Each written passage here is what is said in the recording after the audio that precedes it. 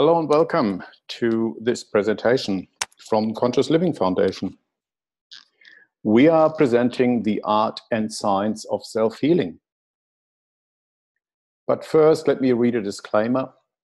This presentation is private information only and is only for educational purposes.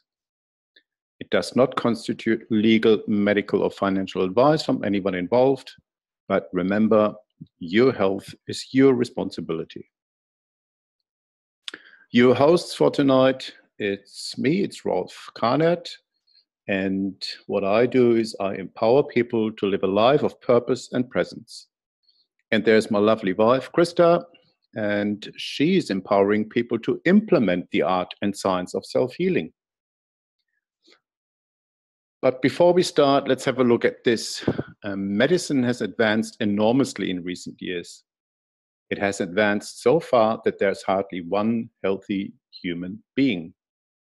I mean, medicine has advanced, and I'm not talking about the extremely fantastic innovations they can do with accidents medicine. But if it comes to day-to-day health, we are faced with cut, burn, and poison, and that has hardly anything to do with good health. But that's only my opinion. So tonight, the art and science of self-healing. In particular, I want to talk about biological decoding. It comes from biology, and it is logic. It's nature. And biological programs are describing a biological process when an organism is adapting to thoughts and the environment. And a key word here is epigenetics. You can do your own research. There's lots and lots of scientific evidence that this is the case. Biological programs, they can be triggered by traumatic life events or stressful events, and I think we all agree with that. Biological programs display major phases and cycles. They are controlled by a particular brain area which determines the process. And microorganisms play an important role and are fulfilling a meaningful purpose. So it comes to conflict awareness and a conflict solution, which then can start a self-regulative response from the body. Now let's have a look at the conventional paradigm. Conventional medicine talks about a bad immune system, but no one really knows what that means. They also talk about microbes, bugs, and germs are the cause for disease. And also toxins, which I would agree. Poor nutrition, lack of exercise. Genetics, stress, the stars, some kind of malfunction, karma, or bad energy fields. They all have their validity. And conventional paradigm medicine talks about risk factors. But let's have a look at it from a new point of view and just have an objective view. What we can see in an adaptation process, which conventional medicine calls disease, we have either tissue overfunction, a tissue underfunction, cell division, cell death, swellings, edema, scarring, calcifications, bleeding, temperature rise or fall, sweating, pain, tiredness, and itching. And I suppose we all had some of those symptoms at one stage in our lives. So that's an objective view. And every symptom we experience has a defined cause, which affects a defined tissue or organ, and it unfolds as a defined process. It is always meaningful, and the meaning is either adaptation or survival or evolution. Biological programs are describing a necessity and a cause. And disease is not a mistake of nature. It is biological. Now, traumatic life events or significant emotional experiences can be unexpected. They're highly dramatic. Isolative means we don't have anyone we can talk to, and we have no immediate solutions. So biological needs are not matching the interpretation of a perceived reality. I explain that in detail a little bit later.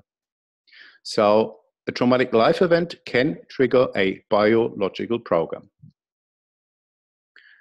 And every organism and every organ has a specific need. Every conflict is mostly perceived unconsciously.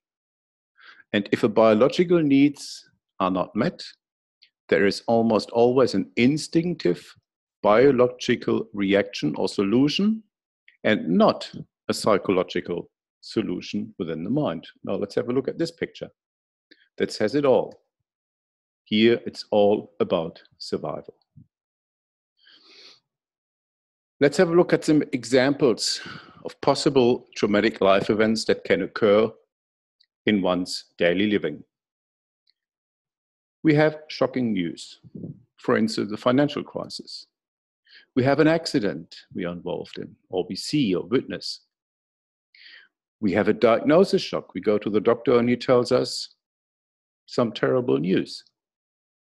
Or there's a sudden loss of a partner, a pet, money, home, or anything else. So it all makes sense that we go through life facing those traumatic and highly emotional life events where we don't have an immediate solution. And some sayings even pointing to an affected organ. For instance, I cannot stomach the situation. Or it took my breath away. Or words were stuck in my throat. Or something feels heavy in my gut. It broke my heart. I was paralyzed by fear. Or even, I'm green with envy. We all heard those things over and over again. And they give us already a hint. So there's three possible triggers for a biological program.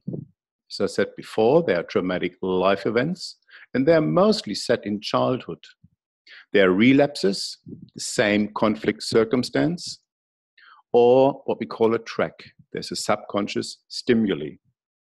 So most of the time when we deal with health issues, we deal with relapses or tracks. Mind intelligence plays a role, organ intelligence, tissue intelligence, and cell intelligence. And I think that makes sense. So basic human needs, what are they? Let's have a look at the basic needs. Their need for life essential substances, like food and water, for instance, in the yellow field here. And we can see the word endoderm, and that relates to embryology. You know, when we evolved out of an embryo, there are so-called germ layers, and out of those germ layers, organs are built. So need for life essential substances relates to the endoderm and is related to our brain stem. Now we have also a need for physical safety that is related to the old mesoderm and the cerebellum. We need to be strong, agile, and powerful related to the new mesoderm and the cerebral medulla. And the new brain is our cerebral cortex, comes back to the ectoderm, and there's a need for social contacts, sexuality, and a territory. So conventional medicine assumes a malfunction of the body, but this is not longer acceptable. If we face a traumatic life event, there are simultaneous reactions in the psyche of a person, in the brain, and also in an organ. Because remember, it all revolves around survival and getting out of a stressful situation. So I talked about before major phases and cycles. Now let's have a look at this chart. Every situation in life, everything has healthy rhythms. When health is in balance, we have a normal day and night rhythm, and we are going along our daily lives. Let's imagine there's a biological shock conflict. That's point number 2. A highly traumatic emotional experience. The body goes immediately in a conflict-active, highly sympathetic phase, which we call the stress phase. We have most of the time obsessive thinking, anxiety, mania, aggression, withdrawal. So the person is highly occupied with what's happening in their life. They can't digest properly, they can't sleep properly. It's a highly conflict active, sympathetic state. Now, if this only lasts for a few days and for a few weeks, that's not a problem. But just imagine that goes on for months or even years. You will run eventually into some serious problems because you're running out of energy. So let's just imagine there's a conflict resolution where the stress phase is resolved. A simple example, for instance, your loved pet dies after let's say 10 or 12 years, unexpectedly.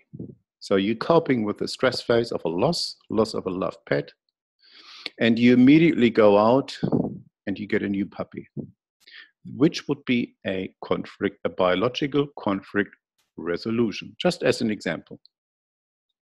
Now the body goes into what's called a regeneration phase, which is conflict, we call conflict passive, and parasympathetic nerve system is functioning. Now we feel tired, lethargic, we feel fatigued, colds and influenza can get us. Maybe we have aches and pains, headaches, muscle and joint pains, cramps, eczema, or even heart attacks. So there are two phases, the first phase and second phase, and which are most of the time lasting about the same time. But it all depends on how long the stress phase was lasting. So if you don't interfere with the regeneration phase, where the body just rectifies what went on in the stress phase, then the body will go back into healthy rhythms, and everything is fine, and your health is in balance again. This is a biological program, an adaptation program. The body is adapting to what's happening in your environment, in your mind, and it is helping you to survive. Now, preceding circumstances can be attachments, weaknesses, needs or preferences are not lived. You have false identifications, when everything revolves on getting, and more things in our life which are not making us happy. Addictions, our creativity is not lived. A must-have mentality instead of a being mentality. Not enough rest time, there's conditionings and fixed beliefs. All those things, if we run on autopilot, so to say, then it can get us on the wrong foot when something is happening in our daily lives.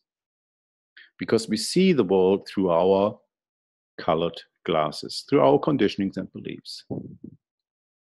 Now, if you would go and would get a CT scan, you could even see a visible ring phenomena in your brain in case of an existing biological program.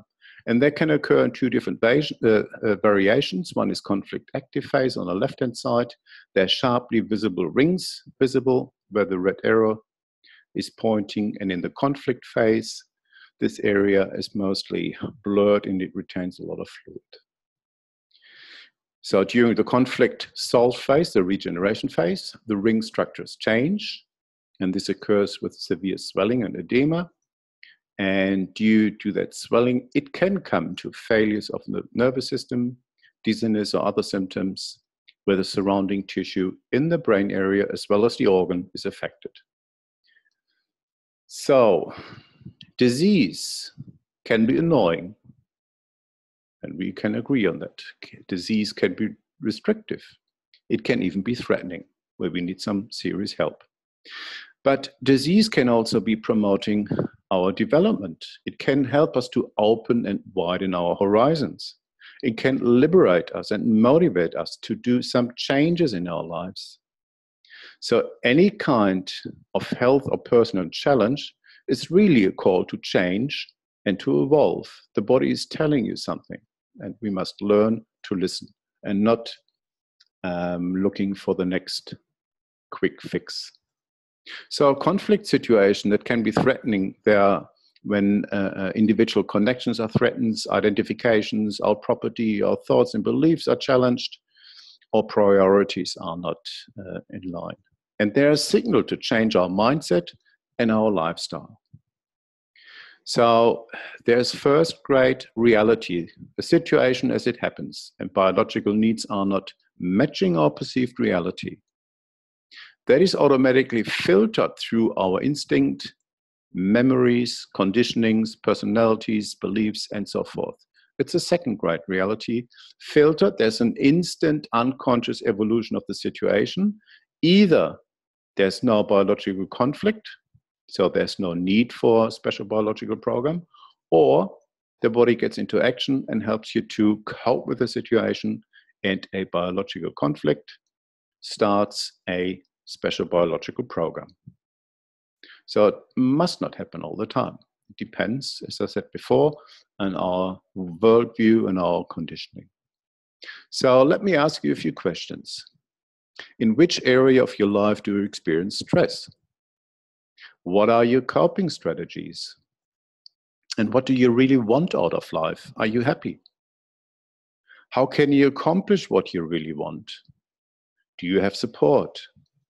And if you're experiencing stress, how do you cope with it? What else can you do? Here's some examples, what we highly recommend. First of all, mineralization. It is so important to supply the body with sufficient minerals. In our daily food, in our processed foods, there's not enough minerals anymore. So make sure you get a healthy mineral supplement. Clear living and filtered water, so important. Filtered water, stay away from all the fluoridation and chlorine. And bottled water is not good either. Healthy life rhythms, make sure you get enough sleep at night. Spend time in nature if you can, as much as possible. Spend time in stillness. Practice the art of contemplation and meditation. Detoxify on a regular basis. And very important these days, try to protect yourself from electromagnetic radiation. It's all around us, Wi-Fi's and laptops and mobile phones. And there is some protection where we can have a look at. If possible, eat unprocessed and natural foods. Go to your local farmer's market on the weekend and get organic food. Stay away from the supermarket chains. And next, acknowledge your pain. Be aware when you're in pain. Be aware when there is a challenge. And don't try to run on autopilot all the time. Acknowledge that you're in pain. And embrace your potential. Regular exercise. Be open for change. And join with like-minded people. The best holistic products we use to create and maintain a holistic lifestyle, you can see on our lifestyle store. It's on quantumhealth.life. If you want, have a look. There are products we use especially to protect us from EMF radiation and to be on a constant daily detox. Now, the new paradigm, it's all about not fighting a disease, no war against bugs or germs. That has to stop. It's useless, it's meaningless. No resistance, no suppression of symptoms. And self-awareness or awareness about what's happening, it's starting a self-healing process. We need to understand those biological laws.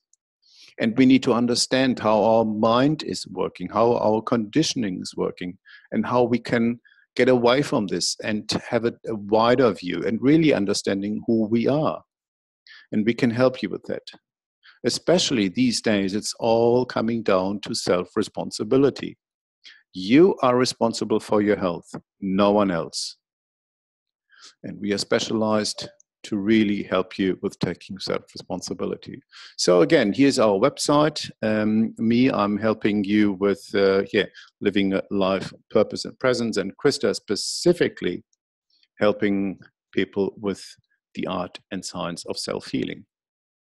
So thank you for listening. Enjoy your journey and contact us through our websites if you have any questions. Thank you, and